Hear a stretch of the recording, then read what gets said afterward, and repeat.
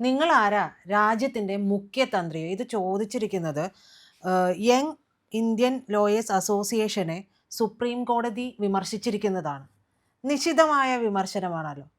അല്ല, അതിൽ ഇപ്പോൾ കോടതിയിൽ ഈ കേസ് പരിഗണനയ്ക്ക് വന്ന സമയത്ത് ജസ്റ്റിസ് നാഗരത്ന ചോദിച്ച ഒരു പ്രശ്നം തന്നെ വീണ്ടും വീണ്ടും ആവർത്തിച്ച് വരുന്നുണ്ട്. അതെന്താണെന്ന് വെച്ച് കഴിഞ്ഞാൽ, ഈ കേസ് കൊടുത്തവർക്ക് എന്ത് ലോക്കൽ സ്റ്റാൻഡ് ഉണ്ട് എന്നുള്ളതാണ്. അപ്പോൾ ഈ കേസ് തന്നെ ഒരു ബോഗസ് കേസായിരുന്നു. എന്തുകൊണ്ടാണെന്ന് വെച്ച് കഴിഞ്ഞാൽ, യങ് ലോയേഴ്സ് അസോസിയേഷൻ എന്ന് പറയുന്നത് ചെറുപ്പക്കാരായ അഭിഭാഷകരുടെ പ്രശ്നങ്ങൾക്ക് പരിഹാരം കാണുന്നതിന് വേണ്ടി ഉണ്ടാക്കിയ ഒരു സംഘടനയാണ്. ആ സംഘടന ഇങ്ങനെ ഒരു കേസ് കൊടുക്കണം എന്നുണ്ടെങ്കിൽ അത് സംബന്ധമായൊരു പ്രമേയം, ഒരു റെസൊല്യൂഷൻ എടുത്തിരിക്കണം, ഒരു പ്രമേയം പാസ്സാക്കിയിരിക്കണം. അങ്ങനെ പ്രമേയം പാസ്സാക്കിയിട്ടൊന്നുമില്ല. ഇത് ഒരാളെ കണ്ടെത്തിയിട്ട് അയാളെ കൊണ്ട് കൊടുപ്പിച്ചേക്കാണ്. And that too he is a Muslim. അയാൾക്കതിനകത്ത് എന്താ കാര്യമുള്ളത്? ഈ ശബരിമല ഒരു പബ്ലിക് സ്പേസ് അല്ലല്ലോ.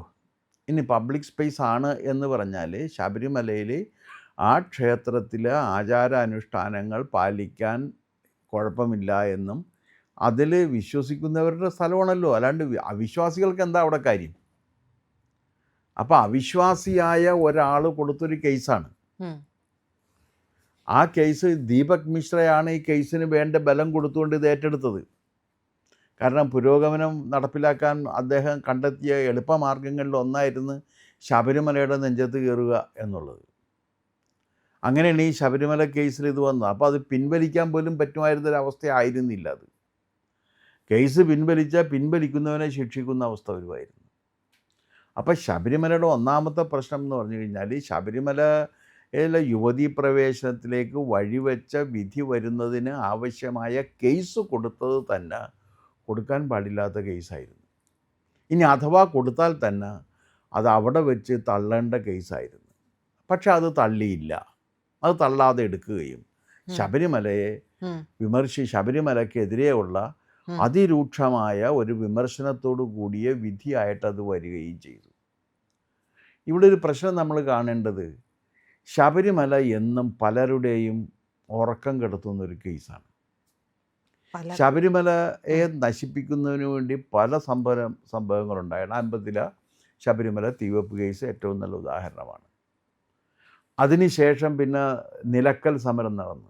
ഇതുപോലെ തന്നെ ശബരിമലയുടെ ഒരു റിപ്ലിക്ക ഉണ്ടാക്കിയെടുക്കാൻ വേണ്ടി ശ്രമിച്ചതിൻ്റെ ഫലമായിട്ടാണ് ഇപ്പോൾ കാണുന്ന മലയാറ്റൂർ മലകയറ്റം.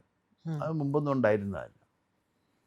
അപ്പം ശബരിമല എന്ന് പറഞ്ഞാൽ ഹിന്ദുക്കളുടെ ഐക്യമുള്ള ഒരേ ഒരു ക്ഷേത്രമാണത്. ഇപ്പം ഗുരുവായൂർ പോലെയല്ല, അല്ലെങ്കിൽ ചോറ്റാനിക്കര പോലെയല്ല, അല്ലെങ്കിൽ ശ്രീപത്മനാഭസ്വാമി ക്ഷേത്രം പോലെയല്ല.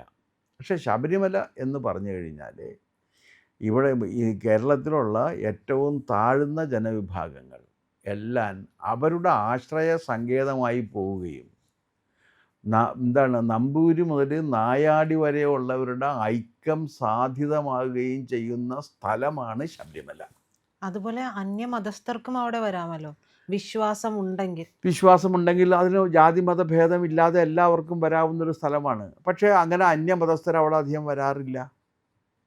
അവിടെ ഏതെങ്കിലും മുസ്ലിങ്ങൾ ശബരിമലയിൽ വ്രതം നോറ്റു പോയതായിട്ട് എനിക്കറിയില്ല. ഞാൻ തിരുത്താൻ തയ്യാറാണ്, അങ്ങനെ ആരെങ്കിലും ഉണ്ടെങ്കിൽ പറയാവുന്നതാണ്. എന്തായാലും അങ്ങനെ ഒന്നും ശ്രദ്ധയിൽ വന്നിട്ടില്ല. പക്ഷേ ക്രിസ്ത്യാനികളിൽ പലരും പോകുന്നത് ശ്രദ്ധയിൽ വന്നിട്ടുണ്ട്. പിന്നെ യേശുദാസിൻ്റെ ഒരു നിത്യമായിട്ട് പോയിക്കൊണ്ടിരുന്നൊരു സ്ഥലമായിരുന്നു. എല്ലാ കൊല്ലവും യേശുദാസ് അവിടെ പോയിട്ടുണ്ട്. പെരിയസ്വാമിയാണ് ഇപ്പോൾ അദ്ദേഹം, ഗുരുസ്വാമിയാണ് അദ്ദേഹം അവിടെ പോയിട്ടുണ്ട്. അതല്ലാതെ അങ്ങനെ ഇതര മതസ്ഥർ വ്യാപകമായിട്ട് ശബരിമലക്ക് പോകുന്നത് കാണാറില്ല. ശബരിമല പ്രധാനമായിട്ടും ഹൈന്ദവ ക്ഷേത്രം തന്നെയാണ്. അപ്പോൾ ആ ക്ഷേത്രത്തിൻ്റെ ആചാര അനുഷ്ഠാനങ്ങൾ മാറ്റിമറിക്കണം എന്ന് ആവശ്യപ്പെട്ടത് ക്ഷേത്രത്തിൽ വിശ്വാസമില്ലാത്തവരാണ്. അതിന് അവർ കണ്ടെത്തിയ ഒരു കാരണം എന്ന് പറഞ്ഞാൽ, ഞങ്ങൾക്ക് ക്ഷേത്രത്തിലല്ല വിശ്വാസം, ഞങ്ങൾക്ക് ഭരണഘടനയിലാണ്. ഭരണഘടന വാഗ്ദാനം ചെയ്യുന്ന ഇക്വാലിറ്റി ബിഫോർ ലോ എന്ന കാര്യം അവിടെ ലംഘിക്കുന്നുണ്ട്. അതുകൊണ്ട് സ്ത്രീകൾക്ക് അവിടെ പ്രവേശനം കൊടുക്കണമെന്നായിരുന്നു. ആർക്ക് അനുകൂലമായിട്ടായിരുന്നു വിധി വന്നത്? കാരണം സ്ത്രീകളെ പ്രവേശിപ്പിക്കണം എന്നാണ്. അത് ആ കേസ് നന്നായിട്ട് വാദിച്ചിട്ടില്ല എന്നുള്ള കാര്യവും എൻ്റെ ശ്രദ്ധയിൽ വന്നൊരു കാര്യമാണ്. കാരണം ഇത് അവിടെ ഒന്നാമത്തെ കാര്യം അവിടെ നിരോധനമില്ല, റെഗുലേഷനേ ഉള്ളൂ. നമ്മുടെ ഭരണഘടന നമുക്ക് നൽകുന്ന ഒരു സ്വാതന്ത്ര്യവും അബ്സല്യൂട്ടല്ല, റെഗുലേറ്റഡാണ്. എല്ലാ സ്വാതന്ത്ര്യവും നമുക്ക് നിയന്ത്രിക്കാനുള്ള അധികാരം സ്റ്റേറ്റിനുണ്ട്. അപ്പോൾ ഇത് അബ്സല്യൂട്ടായിട്ടുള്ളൊരു സ്വാതന്ത്ര്യത്തിൻ്റെ പ്രശ്നമോ അബ്സല്യൂട്ടായിട്ടുള്ളൊരു ഇക്വാലിറ്റി അല്ല. അവിടെ ഇക്വാലിറ്റി നിഷേധിച്ചതല്ല, റെഗുലേറ്റ് ചെയ്തിരിക്കുകയാണ്. ഈ റെഗുലേഷൻ എല്ലാ പബ്ലിക് സ്പേസിലും ഉണ്ടല്ലോ. ഇപ്പോൾ കോടതി പബ്ലിക് സ്പേസ് ആണല്ലോ. പക്ഷേ നമുക്ക് കയറാൻ പറ്റുമോ? അവിടെ വ്യവഹാരികൾ മാത്രമാണ്. അവിടെ വ്യവഹാരികളേക്കാൾ കൂടുതലായിട്ടുള്ള അഭിഭാഷകരും ക്ലാർക്കുമാരും ഒക്കെ തന്നെയാണ്. അല്ല, കക്ഷിയാണെങ്കിൽ ഒരാൾക്കേ കയറാൻ പറ്റുള്ളൂ. കക്ഷികളങ്ങനെ. അപ്പോൾ അത് അവർക്കുള്ളതാണ് കോടതി. അല്ലാതെ കോടതി പബ്ലിക് സ്പേസ് ആണെങ്കിൽ എന്നാൽ രാവിലെ ഇറങ്ങി കോടതി പോയി നിൽക്കാവുന്ന ആർക്കും ഉണ്ടോ? അങ്ങനെ വരില്ലല്ലോ. അപ്പോൾ ക്ഷേത്രത്തിൽ പ്രവേശനം എന്ന് പറഞ്ഞു കഴിഞ്ഞാൽ ആ ക്ഷേത്ര ആചാര അനുഷ്ഠാനങ്ങളിൽ വിശ്വാസമുള്ളവർക്ക് പ്രവേശിക്കാനുള്ള സ്ഥലമാണ്.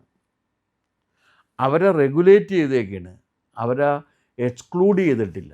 റെഗുലേഷനുണ്ട്.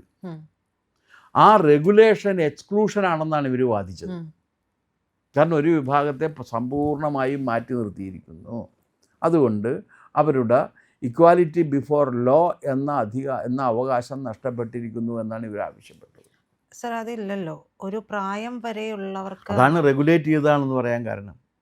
അപ്പോൾ ഇത് വായിച്ചു നോക്കാണ്ട് എന്തിനാണ്? ഇപ്പോൾ സാറ് മുൻപ് പറഞ്ഞു പല താല്പര്യങ്ങളുണ്ടാകാം ഇത്തരത്തിൽ. അല്ല, അത്തരം ആ കേസ് അവിടെ കൊടുത്തതിനും അത് പരിഗണിക്കപ്പെട്ടതിനും അതിലങ്ങനെ വളരെ ബ്ലാറ്റൻ്റ് ആയിട്ടുള്ളൊരു വിധി വന്നതിലുമൊക്കെ ദുരൂഹതയുണ്ട് എന്നുള്ള കാര്യത്തിൽ എനിക്കൊരു സംശയവുമില്ല. ദുരൂഹതയുണ്ട് അതിനകത്ത്. എന്താ കാര്യം എന്ന് വെച്ചാൽ ശബരിമല ക്ഷേത്രത്തെ തകർക്കുന്നതിന് വേണ്ടിയുള്ള ആസൂത്രിതങ്ങളായ ശ്രമങ്ങൾ ഇപ്പോഴല്ല, നേരത്തെ ഉണ്ടായിട്ടുണ്ട്. ശബരിമല തീവെപ്പ് കേസ് തുടങ്ങി ഇങ്ങോട്ട് എടുത്തു കഴിഞ്ഞാൽ അത് കഴിഞ്ഞ് 80ലാണ് നിലക്കൽ സമരം വരുന്നത്. അപ്പോൾ നിലക്കൽ സമരം വരെയാണ്. ഇങ്ങനെ പലരും, അത് പ്രധാനമായിട്ടും ക്രിസ്ത്യൻ കമ്മ്യൂണിറ്റിയിൽപ്പെട്ടവരൊക്കെയാണ് അതിനകത്ത്. ഇപ്പോൾ ഇതിനകത്ത് ഉള്ള പ്രതികൾ മുഴുവൻ ക്രിസ്ത്യൻ കമ്മ്യൂണിറ്റിയിൽപ്പെട്ടവരായിരുന്നു, പ്രമാണിമാരായ ക്രിസ്ത്യാനികളായിരുന്നു ശബരിമല തീവെപ്പ് കേസിൽ വന്നത്. അത് ആ മേനോൻ്റെ DIG ആയിരുന്ന കൃഷ്ണനായരുടെ റിപ്പോർട്ടിൽ അതിനെക്കുറിച്ച് വ്യക്തമായിട്ട് പറഞ്ഞിട്ടുണ്ട്. അതൊക്കെ പേരൂരൊക്കെ എല്ലാവർക്കും ഒക്കെ ഇപ്പോൾ അറിയാവുന്നതാണ്. അത് പബ്ലിക് ഡൊമൈനിൽ അവൈലബിൾ ആണെന്നാണ് ഞാൻ മനസ്സിലാക്കിയിട്ടുള്ള ആ റിപ്പോർട്ട്. അപ്പോൾ അതുകൊണ്ട് തന്നെ ശബരിമലയ്ക്കെതിരെ വരുന്ന ഏത് കാര്യത്തെക്കുറിച്ചും ജനങ്ങൾ ജാഗരൂകരാണ്. അതുകൊണ്ടാണ് ശബരിമലയ്ക്കെതിരെ വിധി വന്ന സമയത്ത് കേരളത്തിലെ എല്ലായിടത്തും വലിയ പ്രക്ഷോഭം വന്ന് ആ പ്രക്ഷോഭത്തിൽ ഏറ്റവും കൂടുതൽ പങ്കെടുത്തത് സ്ത്രീകളുമാണ്. അപ്പോൾ ഇത് ഇങ്ങനെ ഇല്ലാത്ത ഒരു കാര്യം ഉണ്ടാക്കിയെടുത്ത് ശബരിമലയെ ഒരു പ്രതിസന്ധിയിൽ നിർത്തി ആ ക്ഷേത്രത്തെ തകർക്കുന്നതിനുള്ള ആസൂത്രിതമായ ശ്രമത്തിൻ്റെ ഭാഗമായിട്ട് കൂടിയാണ് ഈ യങ് ലോയേഴ്സ് ഫോറം എന്ന രജിസ്റ്റർ ചെയ്യപ്പെട്ടില്ലാത്തൊരു സംഘടനയുടെ പേരിൽ രജിസ്റ്റർ ചെയ്യപ്പെട്ടിട്ടില്ല എന്നാണ് ഞാൻ മനസ്സിലാക്കുന്നത്.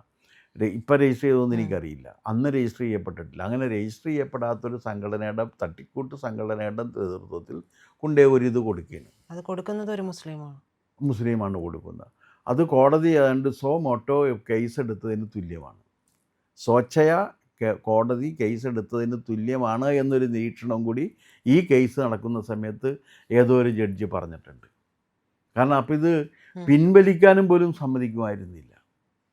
അപ്പോൾ ശബരിമലയെ തകർക്കുന്നതിനുള്ള ഗൂഢപദ്ധതികളുടെ ഭാഗമായിട്ട് കൂടി ആയിരിക്കണം ഈ ഒരു കേസ് കൊടുത്തത്. അതുകൊണ്ടാണ് അത്രയും രൂക്ഷമായൊരു ചോദ്യം. കാരണം ലോകത്തുള്ള എല്ലാ ക്ഷേത്രങ്ങളിലെയും ആചാരാനുഷ്ഠാനങ്ങളിൽ തിരുത്ത് നിർദ്ദേശിക്കാൻ നിങ്ങൾ ഒരു മുഖ്യ തന്ത്രിയാണോ, അല്ലെങ്കിൽ ഒരേ ഒരു തന്ത്രിയാണോ, തന്ത്രികളുടെ കുലപതി സ്ഥാനം നിങ്ങൾക്കുണ്ടോ എന്ന അർത്ഥത്തിൽ കോടതി പരിഗണിക്കാനുള്ള കാരണവും അതുതന്നെയാണ്.